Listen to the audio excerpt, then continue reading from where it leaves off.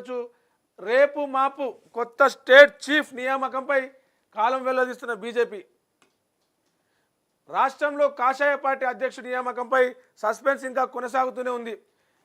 ఇదిగో అదిగో అంటూ క్యాడర్ను రాష్ట్ర నాయకత్వం మభ్యపెడుతూ వస్తున్నది. పార్టీ సంస్థాగత ఎన్నికల్లో భాగంగా ముందుగా డిసెంబర్, ఆ తర్వాత ఏడాది సంక్రాంతి పండుగ వరకు స్టేట్ బీజేపీ కొత్త చీఫ్ వస్తారని జోరుగా ప్రచారం జరిగిన కేంద్రంలోని బీజేపీ అధిష్టానం నుంచి స్పష్టత రాలేదు.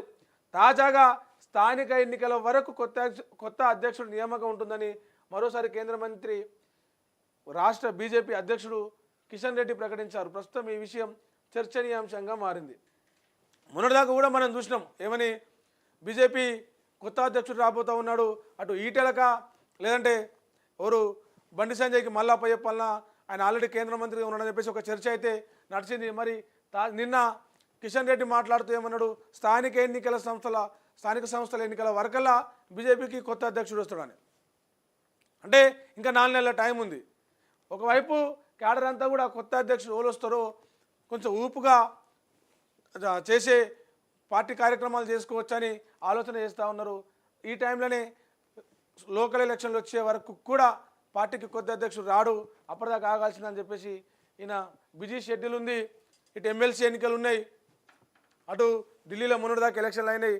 కేంద్రం కూడా ఢిల్లీ అధిష్టానం, ఢిల్లీ పెద్దలు కూడా, కేంద్రం పెద్దలు కూడా బీజేపీకి సంబంధించి కొంత తెలంగాణ మీద దృష్టి పెట్టిర్రు. కొంచెం కాన్సన్ట్రేషన్ చేస్తే తెలంగాణలో అధికారులకు రావచ్చు అనే ఆశ పెరిగింది. కాకపోతే ఏంటంటే బిజీ షెడ్యూల్ వల్ల రాష్ట్ర బీజేపీ అధ్యక్షుని ఎంపిక చేయడం కొంచెం లేట్ అవుతుంది. కానీ స్థానిక ఎన్నికల వరకల్లా వస్తారు, కొత్త అధ్యక్షుడు వస్తారు బీజేపీకి అని చెప్పేసి నిన్న హన్మకొండల కిషన్ రెడ్డి ఒక ప్రకటన చేసిండు. అంటే ఇప్పుడే వస్తే స్థానిక ఎన్నికల వరకల్లా ఆయన జనాలలోకి వెళ్తాడు, కొత్త అధ్యక్షుడు క్యాడర్ తోటి మమేకమై కొంత కమిట్మెంట్ తీసుకునే ఛాన్స్ ఉంటుందని చెప్పేసి ఇటు క్యాడరు ఎదురు చూస్తుంటే, మరి బీజేపీ ఏమంటారు సెంట్రల్ కమిటీ ఏమో కొంత ఆలస్యం చేస్తున్నట్టుగా కనిపిస్తుంది. రైట్,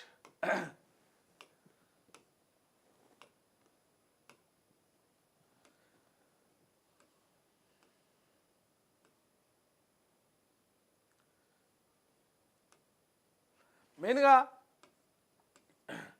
ఇవి ఇలా ప్రధానంగా చూసుకుంటే అన్ని పేపర్లలో మనం చూసిన వార్తలు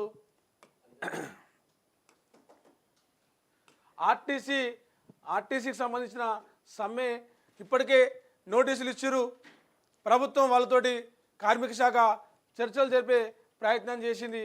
అయితే ఎన్నికల కోడ్ వచ్చింది కాబట్టి సమ్మెను కొంత వాయిదా వేస్తున్నాం, ఎమ్మెల్సీ ఎన్నికలు అయిపోయిన తర్వాత తిరిగి మేము సమ్మెకి వెళ్ళబోతామని చెప్పేసి మళ్ళా ప్రభుత్వానికి ఆర్టీసీ జేఏసీ కార్మికులు మళ్ళీ ఇంకో నోటీస్ ఇచ్చారు. అంటే మార్చి 3 తారీఖు నాటికి ఎమ్మెల్సీ ఎన్నికలు, దానికి సంబంధించిన ఫలితాలు కూడా వచ్చేసాయి కాబట్టి మార్చిలో మేము సమ్మెకి వెళ్ళబోతామని చెప్పేసి ప్రభుత్వానికి సమ్మె నోటీసు ఆర్టీసీ జేఏసీ మరొకసారి ఇచ్చింది. అయితే కార్మికులు ఈ సమ్మెలో పాల్గొనేందుకు ఇంట్రెస్ట్ చూపిస్తలేరు, కార్మికులు పాల్గొనకపోవచ్చు, సమ్మె వల్ల పెద్ద ఎఫెక్ట్ ఉండకపోవచ్చు అని చెప్పేసి గవర్నమెంట్కి ఇంటెలిజెన్స్ కూడా